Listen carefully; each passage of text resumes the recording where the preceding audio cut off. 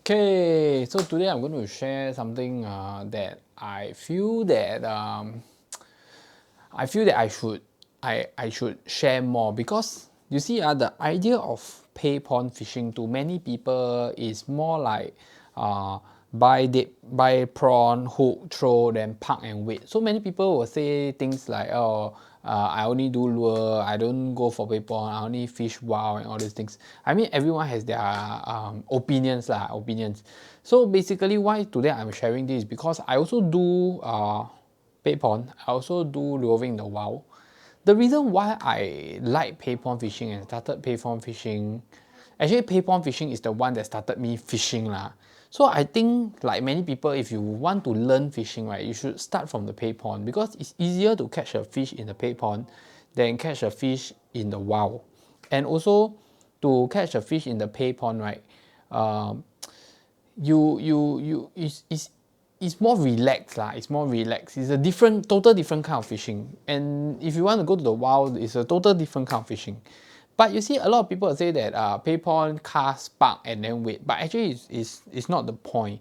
Why am I sharing? Is not the point, because today I want to share with you this is that there's this technique that is used in pay pond fishing, right, that works very well. Okay, which is either you do luring, okay, or you do spinning of prawns. Okay, so this technique, right, is very different from a lot of people. A lot of people, they will just take, you see the alao, the uncle, they like to take the rod long, put the hook, put the prawn, then throw, then they park, then they put a bell, then they go and strike. Okay, that kind of fishing is what most of the people will think. So if you go and talk to your friend will say that, oh, I don't want to go fishing, very boring, I park there, and then strike. And I also see a lot of new anglers, they like to throw park, then they la copy, drink coke, relax, and then wait for the rod to. But actually, the real fun of fishing, right, is really not this kind of fishing. So I'm going to introduce you this technique that you can use in the pay pond, which is very effective and actually very, very fun. Okay, so this kind of fishing, right, if you watch my other episodes, all I do is in the main line, I put a snap or a shiver, then I connect to a leader. Okay, I connect to a leader, then hook, then split shot in the middle, then the hook to a live prawn or a dead prawn. Okay, so what you do is you just cast out. So this method, right, is also widely used in pastries, but a lot of people use this method using a lure. So what they use is they take a jig head, they take a rubber, but they put a prawn meat on the lure. Okay, actually, like the snappers, you will realize that there's only a few kind of species in the pay pond being released. We will talk about the majority ones are snappers and barramundi. We don't talk about GT or this thing, because all those are rare, they don't come so often, but mainly snappers and barramundi. Barramundi, they like to take lures. They like to take live prawns. But snappers, they like to take dead prawns. Okay, they also like to take live prawns, but they like to take dead prawns more. So if you realize that you use a rubber, you put a prawn meat, right, you realize that the catch will actually increase. So a lot of people, they will use that method and they manage to catch snappers. But those people that don't put prawn meat, you realize that it's harder to catch snappers that way. Okay, so this technique I didn't learn, I basically copy, because there's one day that I very long that I never go to Pasir Ris main pond, then I realized that people are putting prawn meat on their lure, when I was quite amazed. But it actually works very well. So you don't need to really use lure, you can also spin dead prawn or spin live prawn. So what do I mean by spinning? So let me give you an example. Basically, you cast out, let the bait sink to the bottom. Once the bait sink to the bottom, you just have to either bounce the bait off the bottom, bounce. Every time you bounce, you stop. You stop about 5 to 10 seconds, then you crank a bit, you bounce again. 5 to 10 seconds, crank a bit, bounce again. This method is actually very, very effective. Even if you don't bounce, what you can do is you can just do light crank, then stop, light crank, then stop. Some people, because they don't know how fast is when they crank, they don't know how much line is taking in. So what they do is they use their rod, they lift their rod up. So they drag the bait at the bottom. Drag, stop, drag, stop, drag, stop. This method is very effective for snappers. And why I say this method, right, is more addictive. Okay, because while you're doing this, you're holding on to your rod. When the snapper come, you can actually feel the snapper come and you can actually feel the jerk one. Then you will tighten your line.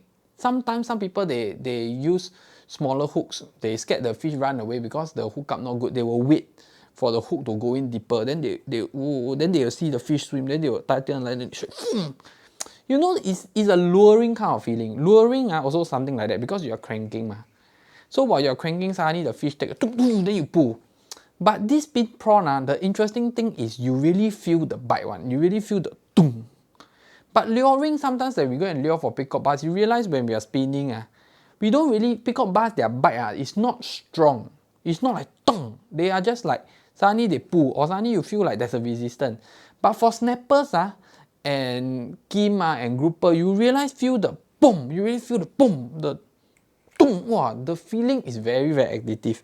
And you use it at a pay pond, you cover more grounds, means you cast, you can fan cast, you can walk around, you cover more grounds, you actually catch more fishes, and you actually enjoy fishing more. So instead of just park the rod, throw, then park the rod, then wait, then put a bell, right? You should try spin prawn. Every time you pull a little bit, just pull a little bit, wait about 5 to 10 seconds, pull a little bit, wait 5 to 10 seconds. On a slow day, you can wait 10 to 20 seconds before you crank again, 10 to 20 seconds before you crank again. It's actually more fun. And this method will differentiate between a sensitive rod and a not sensitive rod. To me, I'm very particular about sensitivity. The reason is because sensitivity of a rod, right, there's two things that I'm very particular about. These two things is the number one choice or requirement that I choose when I choose a rod. One is sensitivity, another one is casting. Some good rods, they cast, short rod, they can still cast very well, they cast very far. Then they are very sensitive. Okay, why is it sensitivity? Because you need to feel. If the rod is very sensitivity, the split shot or the bait knock onto the rock, you also can feel. The bait sink to the bottom, reach the bottom, you also can feel. You can feel every single motion and movement of the bait. And when the fish strike, boom, you can feel one. So a good sensitive rod will make you enjoy fishing a lot. But sometimes some people, they use very thick rods or the rod's not sensitive. You realize sometimes they're spinning, the fish take, they also don't know. Then they feel a bit of resistance, then they strike. That kind of fishing is not so, to me, I don't really enjoy it. And I feel that if you get a sensitivity rod, right, a rod that's sensitive, you will know what I mean by spin prawn, wait for the strike. If you take grouper, grouper strike is amazing one. When you bounce the lure or you bounce the prawn, suddenly the grouper is grouper strike is very hard one. So this is a method that I feel that most of the people should try in a pay pond rather than park. It will make new anglers, and if you're currently fishing in the pay pond, you will make your fishing experience more enjoyable. And if you go to pay ponds like Alim Pond, you realize that you park or Ocean, you park. Actually, parking is, you have to have a spot. If you park at the right spot, yes, you'll get a lot of fish. But actually, if you don't park at the right spot, you realize that by casting around, fan casting around, right, it's more enjoyable. And also, some ponds, they only have like 1 or 2 spots. Actually, I don't like those ponds because everyone will be running to park at that spot. You know, then there will be a lot of cross line, you will have inconsiderate anglers and everything. So I'd rather go to those ponds where you realize that fishes are distributed around the pond. The air circulation, the oxygen circulation, the current is very good.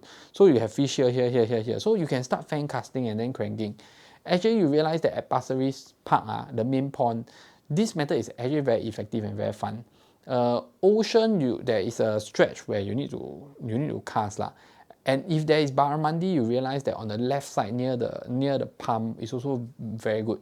So different ponds have different ways of fishing. But most of the pond, if you park, you realize that the catch rate is lower. So it's actually better you actually bounce or actually spin the prawn.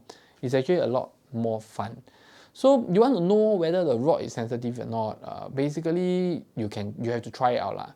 Some people share with us some methods like what, hold the rod, then get someone to touch the line. I feel that all these methods are not 100% correct. As in, like, it's very subjective. So one method that I also learned is they hold the back of the rod, right? Then they tip here. Then they look at how much the tip of the rod move.